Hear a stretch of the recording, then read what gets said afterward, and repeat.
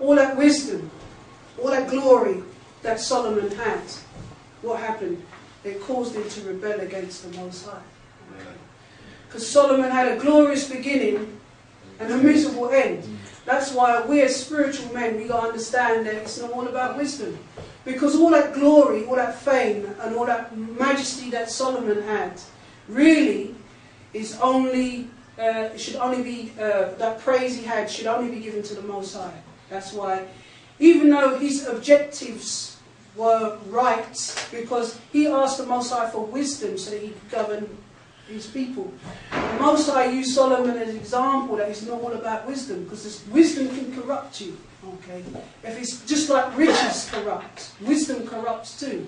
That's why Yahushua, when he spoke about the scribes and the Sadducees, he said, beware the leaven. Because this knowledge can corrupt, because you get puffed up, inflated and proud. And when you like that, you're no good to the Most High no more. So it's not all about wisdom, man. You know, a lot of wisdom, you know, a lot of Israelites think that because they got this truth, this knowledge, that gives them self-permittance to be wicked and curse other Israelites out, and that they're going to be saved. Okay? Well, that brings up today. That's today we're having our brothers today. Yeah. No more. Right. Modern day. That's a question on there. That's a problem. Modern day Pharisees and scribes. That's right. Okay, that's what Yahushua was pointing out here. So all that money that Solomon had, that fame and that majesty, it eventually corrupted him. Okay. Now go to 2nd Ezra in the Bible. 2nd Ezra. The 2nd chapter. Let's do Chronicles. Second Ezra. Is that an apocrypha? No, it's the Bible. Ezra. Oh. The second chapter. It's second Ezra. That's Okay. no, that's a Second chapter, right? Yeah, the 2nd chapter. And go to 2:13. Yeah. 2nd chapter, 13 verse.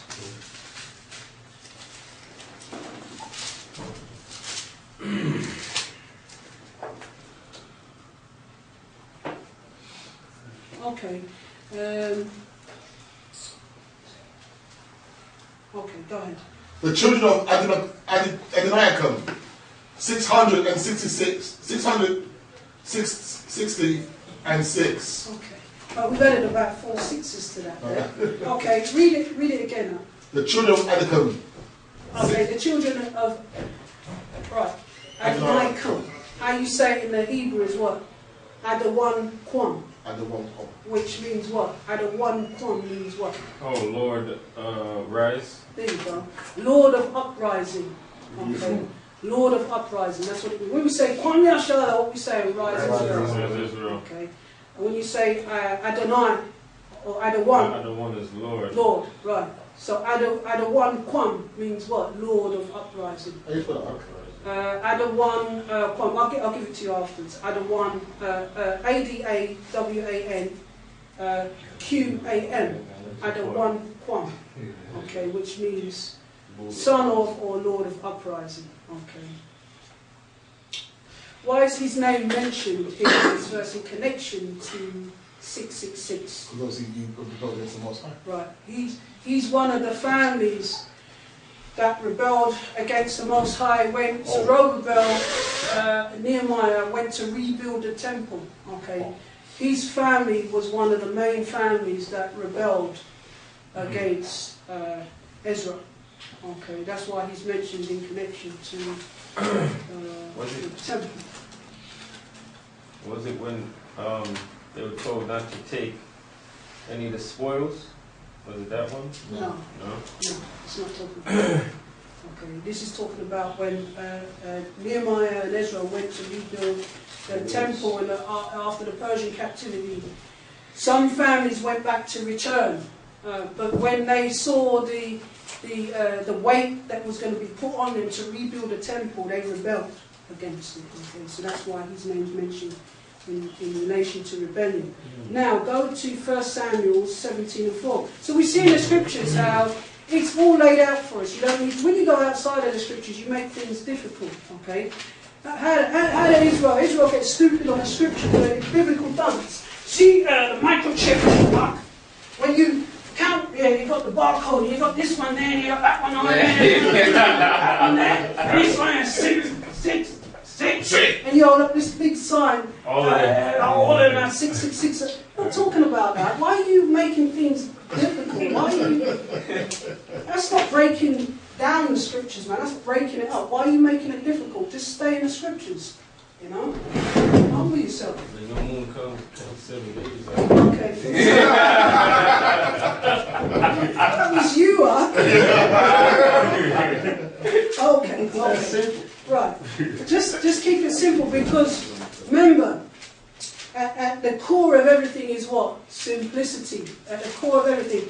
If I give you a mathematical equation and you trying to break it down, what are you trying to do? Simplify it. See, the truth is simple and plain. Lies are complicated, man. And you tell one lie, it leads to, you know how you tell someone is lying, they never get straight to the point. That's right. And one lie is you've got to go into another lie to defend that lie, and another one and another one. And you forget what the point was in the first place. That's what's happening to a lot of brothers out there that's going into their own minds instead of humbling themselves and going to what the scripture says. Yes. And the Most High is not author of confusion, so. No. No, the Most High is not the author of confusion. Okay, that's not how the truth is. Okay. Right, so now, 1 Samuel 17 and 4.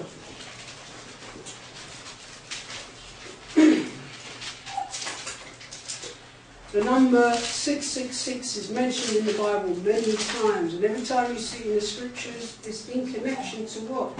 Rebellion. Okay? Because that's what it symbolizes, rebellion. Okay?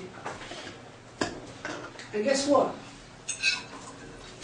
If you don't know what the mark of the beast is, guess what that means? You got it. You got it. You got it. Okay, that's what it means. Okay? Right, 17 and 4. And they went out a champion. Okay, this is when David came up against Goliath, right? Okay, read that. And there went out a champion out of the camp of the Philistines, Right? named Goliath of Gath, whose height was 6 cubits 6 cubits, okay, read on. and a span. Right? He had a helmet of brass upon his head, and he was armed with a coat of mail. The weight of the coat of mail was 5,000 shekels of brass. Right. And he had greaves of brass upon his legs, and a target of brass between his shoulders. And the staff of his spear was like a weaver's beam, and his spear's head weighed 600 shekels of iron. Right, so his height was 6 cubits, okay, and read that part again. And his weaver's beam, his spear's head weighed 600 shekels of iron. Okay, read on. And one bearing a shield went before him. And he stood and cried unto the armies of Israel, Right. and said unto them, Why are ye come out to set your battle in array? Am I not a Philistine, and ye the servants of Saul? Okay, I think we missed something there. 6 shekels of iron. Okay, so we got the number here as 666. Okay, 6. Also, we mentioned that his height was 6 cubits and his armor weighed 60 shekels of iron. Okay, and there's another 6 in there when you read the rest of it. But what's he doing here? He's opposing Israel. Israel, that's right. Okay, because why? It's the number of rebellion. Okay, now let's go to Daniel's now. Let's bring up to date. Let's go to Daniel's. The book of Daniel's. Let's get the story. This links up with Revelations that we just read. Daniel's. Daniel's was in what captivity? Babylon. Right. Now, let me see who gets it.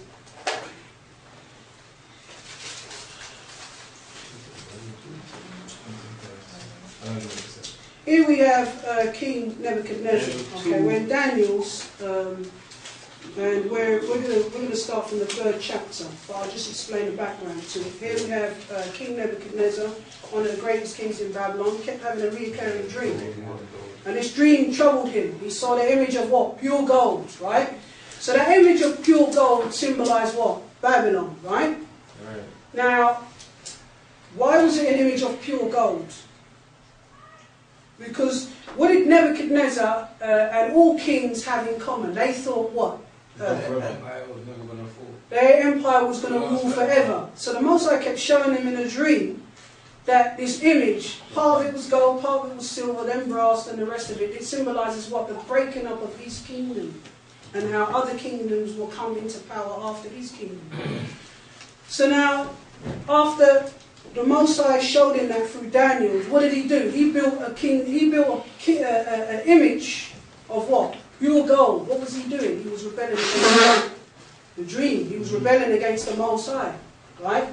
And what did he do? He made everyone bow down to this golden image, which is Babylon, and pledge allegiance, just like they do in America, pledge allegiance to the flag. He made everyone pledge allegiance to Babylon in this third verse that we're going to read here. Okay, that's the background. Okay. Read the first verse.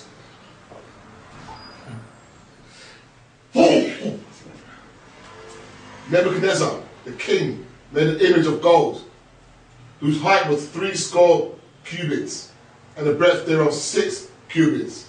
Right, okay. He set up in the plain of Dura, in the province of Babylon. Oh, okay.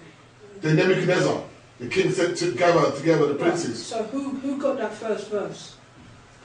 The 3 cubits. Yeah. 3 score is What's the 60, score? 20. 20. 20, So right. that's So 60. how big was this? 66.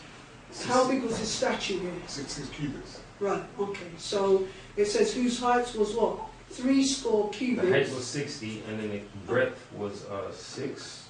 Right, right. Okay. So yeah, 66. Right. And the breadth, okay. Read on. Nebuchadnezzar the king sent to gather together the princes, the governors, and the captains, the judges, the treasurers, the councillors, the sheriffs, and all the rulers of the provinces. Right, so he called the captains, the governors, the officers, all that was in power. Okay. Because what is he about to do? Enforce a decree. Okay. Because the mark of the beast is also what, Rylove? It's what? It's a decree. Okay. It's also following a decree. We follow the Most High's mark. Okay. What's the Most High's decree? Commandments. Laws, his commandments. That's written in stone. That's the decree that we follow. Okay.